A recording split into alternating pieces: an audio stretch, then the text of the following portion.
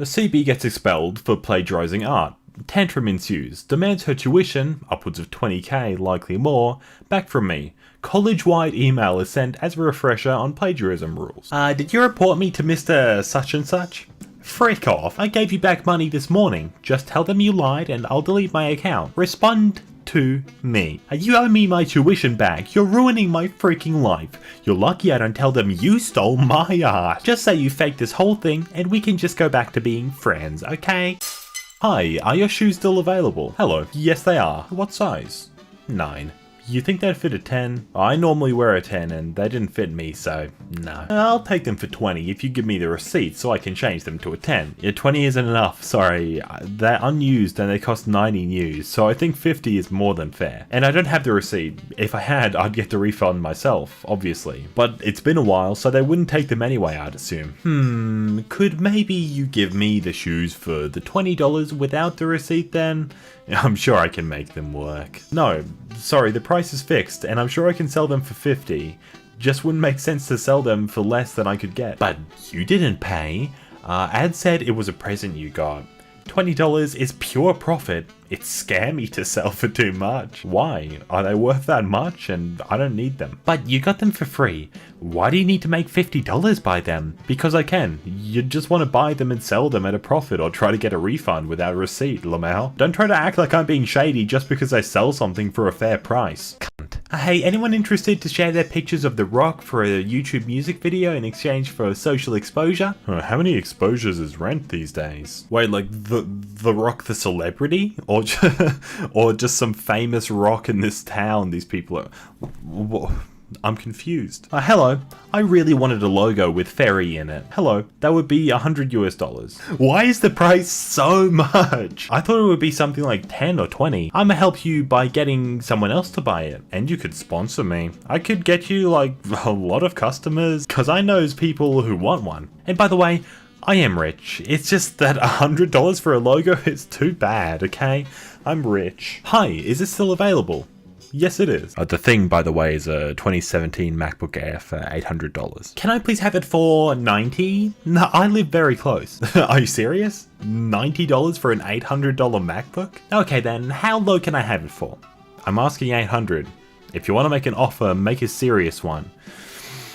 Okay, I hear what you're saying. 200 or 100? No, I don't have time for this BS. And then you've been blocked by this user. You just weren't reasonable, dude. Hello.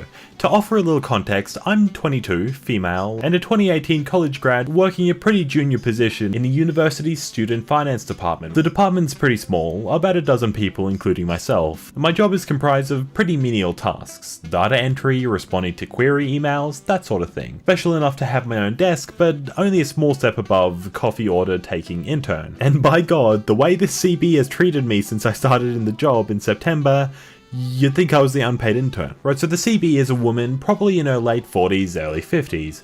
May I speak to the manager? Haircut, super tall and skinny, a face like there's a bad smell under her nose all the time. She constantly, and condescendingly, refers to me as love, or sweetie. But I honestly just think that she doesn't know my name. I'm always friendly to her, but she always treats me like, I don't know, someone's teenage daughter coming for work experience or something. Thursday last week, CB approaches me at the kitchen table, basically just a table at the back of the office where we have a mini fridge, kettle, microwave, etc. And she puts her hand on my shoulder and fixes me with the tightest, fakest smile. Hey sweetie, I thought you'd let you know you're out of hand cream. I frown, completely confused. I don't keep hand cream on my desk, and even if I did, I don't recall ever giving her permission to use it. I'm sorry, CB, I don't know what you mean. Again, that smile. The cream you keep in your desk, the Chinese one. My stomach drops. I know exactly what she's talking about. For my birthday in November, my Japanese friend, we met on a language exchange app, sent me a box of goodies, including this really nice, expensive hand cream that you can only get in Japan. I've been keeping it in my desk as the office is air conditioned and my hands get quite dry while I work. That cream is a godsend, but since the end of January, the aircon's been out, so I've not been using it, wanting to save it for when the aircon finally gets fixed and I really need it. It's also in a really solid tube, so it's nearly impossible to tell that it's been used without picking it up to feel how much is left. The cream in my desk drawer? The pink one? Yeah, it's empty. Can you get some more? I'm horrified. This lady's been helping herself to my things out of my desk when I've been out of my seat. I truly don't know how to respond. Why were you going through my desk? She straightens her back a little at this. It's not locked. It's not like anything in there is private, but it's where I keep my personal belongings. It's like if I went looking through your handbag without permission. That's completely different, she says. Her tone is significantly less friendly. Can you please just get some more hand cream? I've been so distracted by the thought of CB going through my desk, I'd totally forgotten the main point. No, it's from Japan and it's expensive. I can try to find it online and give you the link to order it, but I'm not getting more so that you can use it. Well, if you're going to replace it anyway, we might as well share it. You didn't even notice I was using it until I told you. I knew this woman had a superiority complex, but this is unreasonable. She wants me to replace it so that she can keep using it. The absolute audacity of this woman. I said no. I've got every mind to ask you to reimburse me. I barely used it and now it's empty? You used the whole bottle, but you weren't using it. That's not the point, CB. For the first time in conversation, I raised my voice, getting the attention of some of my colleagues. It wasn't yours to use, especially not without permission. I won't ask you to reimburse because I can already tell you'll say no. I'll replace it myself, but keep the hell out of my desk. Did you not learn that in preschool? She bristles and quickly notices that people are staring. She's not too well liked in the office anyway, so I can see the cogs begin to turn as she works out how she can turn this on me. Sweetie, that cream has changed my life, she says in this fake gentle voice. It's healed my eczema. It might come back if I don't keep using it. Okay, good for you. So order some for yourself. Just stay out of my things. Before she could respond, I just walked away with my now lukewarm coffee. I ordered a new hand cream that night and considered sending her a PayPal invoice for it. But I thought that as the first one was a gift, I wasn't technically out of pocket. I just felt sorry that my friend's present had gone to waste. Fast forward 8 days to yesterday, CB turns from the mini fridge with a death glare and announces to the office, "Somebody's eaten my yogurt?" No response. Everyone kind of glosses over her bullshit at this point. She fake clears her throat. "Somebody has eaten my probiotic yogurt." Then, a voice. My hero. A guy in the office we'll call Dave. He's 6'4", average build, with a huge dark beard and glasses, kinda like a bear. Stoic, quiet, keeps to himself. CB's face twists into the tightest glare I'd ever seen. "Excuse me?" You didn't even notice it was gone. It might have been okay for someone else to take it, since you weren't eating it. There's a few small snorts of laughter. I'm holding my breath to keep myself from bursting out into hysterics. What kind of backward logic is... Another coworker, also male, speaks in a crude imitation of the woman's voice, fake sincere. "Sweetie, that probiotic yogurt changed my life. It healed my eczema." The whole office begins to laugh. CB's face goes bright red, and her mouth begins twitching at the corners like she wants to cry or yell. But she doesn't have a foot to stand on. She went out for lunch and didn't come back. We heard later in the day that she'd called out sick. When I got home in the evening, I found an email letting me know that she'd PayPal'd me some money for the hand cream. Without a message. It only covered the cost of the actual cream, not shipping, but I was grateful. I was just an intern in her eyes, so I could never have convinced her to pay me. But to have her equal colleagues on my side shame her like that was more than enough.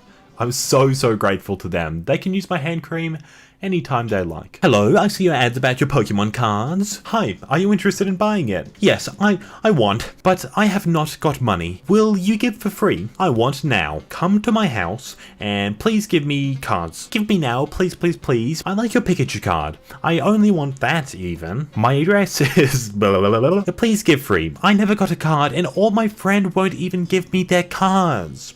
Okay, so there's this conversation on eBay where somebody's selling, I don't know, a gift card or something with a code, and the buyer says, "Can I have the code first because I don't trust you?" No, definitely not. Knew it. I knew this was a scam because I have to pay for it before I get it. Scam, okay?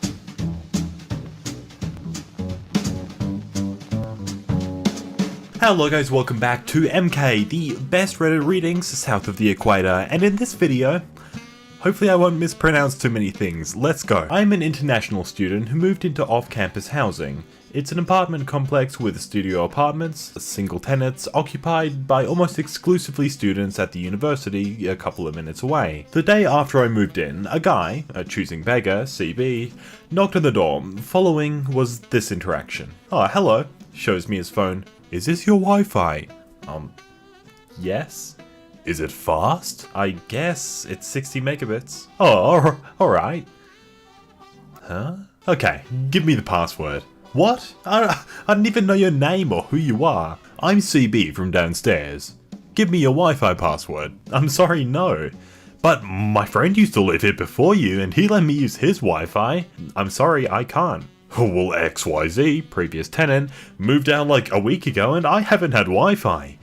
Give me your password. I'm sorry, but the answer is still a no. I need my entire bandwidth and I work from home and need a private network for my research. We all know it's porn, mate. Like, let's be honest. He gives me the stink eye. You have 60 megabits and can't even let me use it? Stop being selfish. First of all, you didn't even ask me politely or offer to share the cost. Even if you had done that, as I explained, I can't share my network due to privacy concerns. That's it. The answer is no, and that's final. Bye.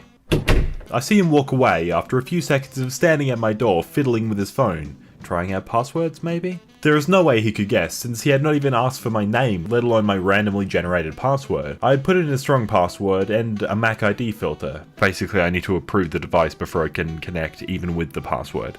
So I knew there was nothing to worry about. I saw him every now and then for the next semester, and he gave me the stink eye like I stole his dog or something. After that semester, he moved out, and I never saw him again. Why did he not just get his own Wi-Fi? What? It has an apartment? No Wi-Fi. It makes sense, I get it. Hey girlie, thanks for your RSVP. Brad and I are thrilled to have you for our special day. Can I ask a simple favour? Thanks, I'm excited and happy for you. And of course, what do you need? I need you to make a custom centerpiece for each of the 20 tables. If each one could be a separate Disney villain, I would die. Oh, and could you also do a cake topper? Oh my god, I'm flattered, but wait, the wedding is next week, and that's not enough time for me. Yeah, it's next week, but we figured they can't be that long to make, right? Actually, each wood carving takes approximately 3 to 5 hours of work. Painting takes another hour depending on detail. I could probably manage a cake topper, but I definitely don't have time to make 20 centerpieces. I'm sorry. You're kidding! This is such short notice, what are we gonna do? That's short notice, not you asking for it, I get it. Am I missing something? You just asked me now, a week before the wedding. I had no idea you were planning on using my art. God, you clearly don't understand the stress and pain that it takes to plan a wedding, do you? Well, no, but I also think you should have asked me way in advance. Maybe you could try finding stuff in iParty. Go frick yourself. Worst co-worker ever. Uninvited. Bruh, that right there is a sad heart react through and through. She had blocked the whole yoga studio, including me. 1 year later, she adds me back, asking me to pay for her Wanderlust trip. Hey, I was just wondering if you would like to go to Wanderlust with me again this year. You would have to pay for absolutely everything as of today. Okay, speaking of short notice, because I'm still broke. However, perhaps you are not. Ideally, I would like to go for all 4 days.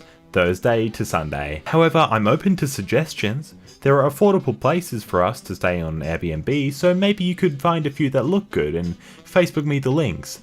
All 4 days with food and snacks, gas, accommodation at $100 per night. Tickets runs about $2,300 to $2,500 for 2 people. Let me know through Facebook if you're interested, as it is fast approaching this week. And then followed by her made up sounding